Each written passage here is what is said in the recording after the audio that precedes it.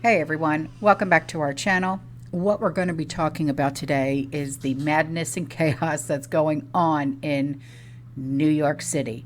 Well, what's happening there is, okay, remember when all of the migrants got pretty much dropped off there? Okay, well, they are literally living the life of Riley, okay? Since Abbott and from Texas and Arizona Governor Doug Ducey started sending border crossers and illegal aliens to New York, which is now a sanctuary city, right? More than 19,400 have arrived on buses. 73% of which remain in the city's overcrowded homeless shelter system. Okay. Now, I have some pictures and I'm going to show them to you. Okay. And this is their living arrangements. This is what they get provided. And it's insane. Okay. So here's a few pictures for you.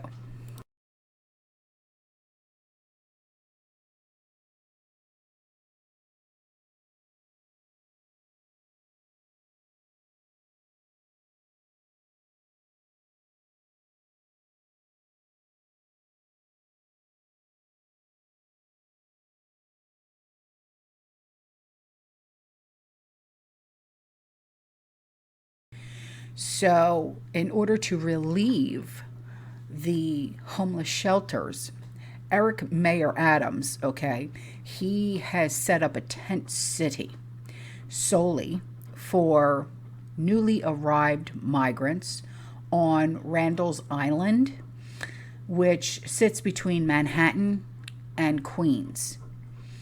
And I have more pictures to show you, okay? And these pictures are inside the tent city, and they show a host of amenities for these migrants. Like I said, they're literally living the life of Riley, all right? Uh, they have rec rooms, laundry rooms, stocked cafeteria, and it's all paid for by the New York City taxpayers. Yeah.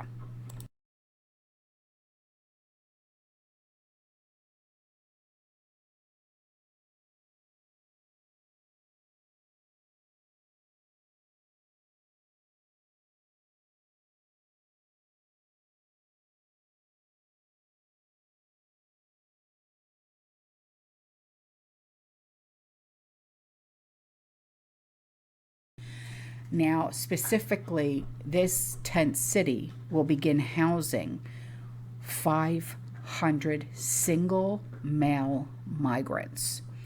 And the tent city features around the clock snacks, coffee, tea, as well as, get this, Xbox game consoles, TVs, couches, popcorn makers, foosball tables, board games, phones for international phone calls, and free Wi Fi. Yeah, how nice.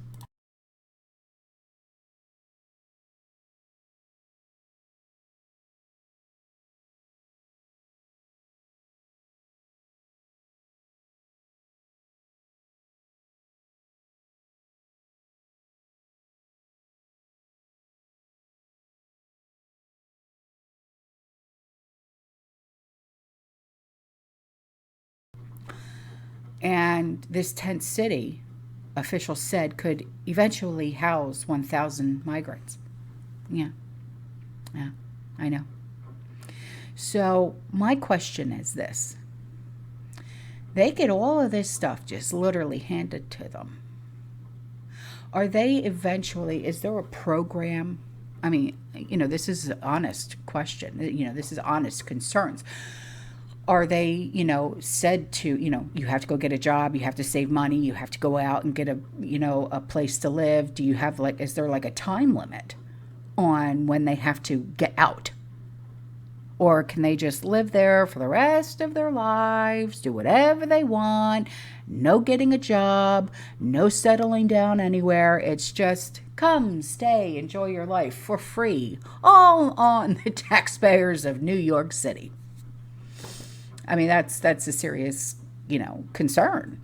I mean, it's ridiculous. And you know as well as I do that once New York starts something, then you know California is going to do it, and then all the blue states, they're going to pick it up, and then it'll be pushed to red states as well.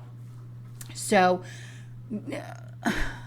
we have 10 cities here in Florida, but they're not like this at all. I mean, we literally have tent cities. Like, people pitch tent in the woods, and that's where all the homeless live. And so, and these are not migrants, they're actual people who lost their jobs, they lost everything, and now they live in tents, literally, okay? And so, is it gonna, trickle effect, domino effect? Is that what is going to happen here? Because, I said previously, okay, this administration, they're more worried about the migrants. They're not worried about us. What about us? Why not take care of us? Take care of our homeless veterans. Take care of our homeless children. Forget about them. They came here illegally. We were here first. Take care of us first. Feed our homeless vets. Feed our homeless children. Put clothes on their back. Put a roof over their head. Why do you care about these migrants? We didn't ask for them to be here. Oh, DACA, right? Dreamers, right?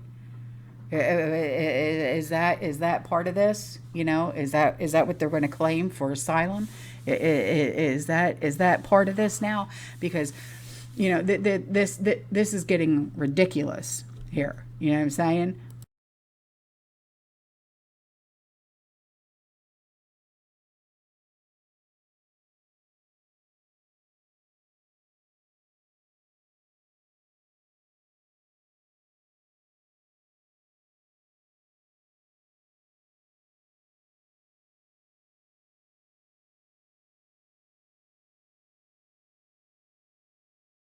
And I just wanted to put those last pictures in, and I didn't I didn't want to go on a rant about this, but I'm getting sick and tired of it. I mean, we have so many veterans that fought in wars for our freedoms to keep us safe, and they're battling PTSD, they're battling demons, and they are now unmedicated because they can't get to the VA. They can't get to a doctor. They are battling demons that none of us will ever battle. And yet, they get forgotten. And for what? It's not because they want to be forgotten. It's not because they don't want the help. It's because the administration doesn't care. I think we should all rise up as we the people and take care of them first. Take care of the homeless children. Reach out to your churches. Do you have a child who's still of school age, or a grandchild, niece and nephew? Let's reach out to the schools and see if we can find out if we can help these children.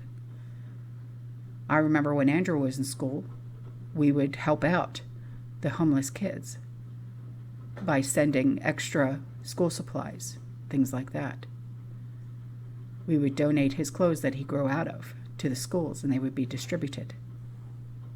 So there's got to be a way, because if this administration won't do it, we have to.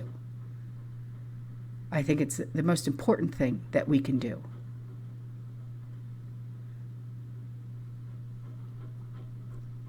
Because to be honest with you, I'm getting sick and tired of being sick and tired.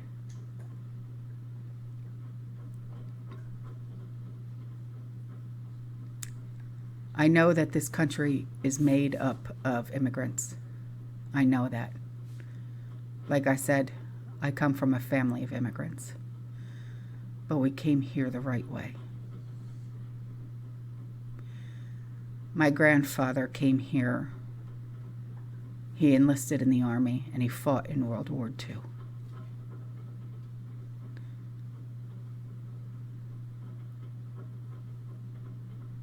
He fought for this country because he loved this country. And I know a lot of you can say the same. Do you think these migrants would be willing to fight for this country and die for this country? I don't think so. Do you think they would be willing to fly our flag? I don't think so.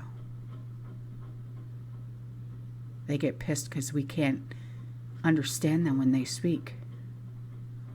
What do you think we feel like when you're or not there, when they're speaking and we can't understand them? How do we know you're not talking shite about us? And I have Spanish-speaking people in my family, and they can't even stand that. I'll never forget when I was a kid, and I went shopping with my Uncle Elio and my cousins Rocky and Tony. And my Uncle Elio got so upset that there was this family and they were speaking nothing but Spanish, and he said, you know, I speak Spanish too. He said, but I also speak English because I live here in America. He said, have some respect. Not everyone can understand you. And you know, they spoke back to him in English. And he said, there you go.